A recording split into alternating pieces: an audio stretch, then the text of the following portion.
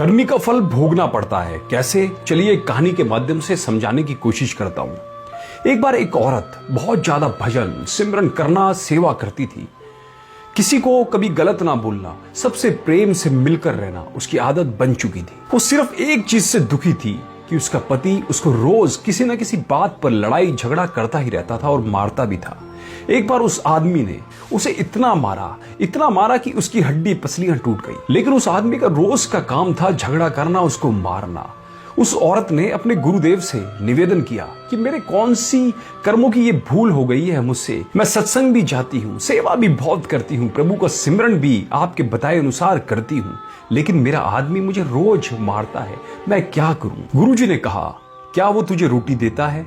औरत ने कहा, हाँ जी देता है। गुरुजी ने कहा, फिर ठीक है, कोई बात नहीं। उस औरत ने सोचा अब शायद गुरु की कोई दया हो जाए और वो उसको मारना पीटना छोड़ देगा, लेकिन ऐसा कुछ नहीं हुआ। उसकी तो आदत बन चुकी थी रोज अपनी घरवाली की पिटाई करना। कुछ दिन और निकल गए। उसने फिर गुरुजी से कहा कि मेरा आदमी मुझे रोज पीटता है, मेरा कसूर क्या है? गुरुजी ने फिर कहा, क्या वो तुम्हें रोटी देता है? उस औरत ने कहा, हाँ जी देता है। तो गुरुजी ने कहा, फिर ठीक है, तुम अपने घर जाओ। वह औरत बहुत निराश हुई कि गुरुजी ने कहा ठीक है। वो औरत घर आ गई, लेकिन उसके पति का स्वभाव वैसे का वैसा ही रहा, रोज उससे लड़ाई झगड़ा करना। वो औरत बहुत तंग आ गई। वो औरत साल भर बाद फिर गुरुजी के पास गई कि वो मुझे अभी भी मारता है, मेरे हाथ की हड्डी उसने तोड़ दी, मेरा कसूर क्या है? मैं सेवा भी करती हूँ, सिमरन भी करती हूँ, फिर मेरा कसूर क्या है? आखिर फिर भी मुझे जिंदगी में सुख क्यों नहीं मिल रहा है?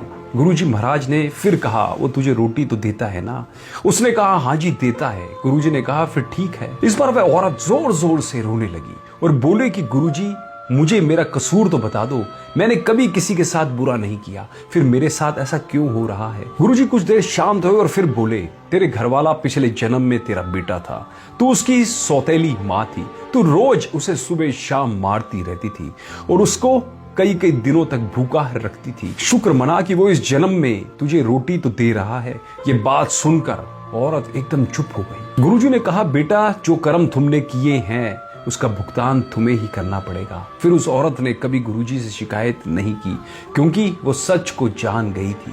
इसलिए हमें भी किसी का बुरा कभी भी नहीं करना चाहिए, सबसे प्रेम प्यार के साथ रहना चाहिए। हमारी जिंदगी में जो कुछ भी हो रहा है सब हमारे कर्मों का लेखा जोखा है, जिसका हिसाब किताब एक ना एक दिन हमें देना ही पड़ेगा।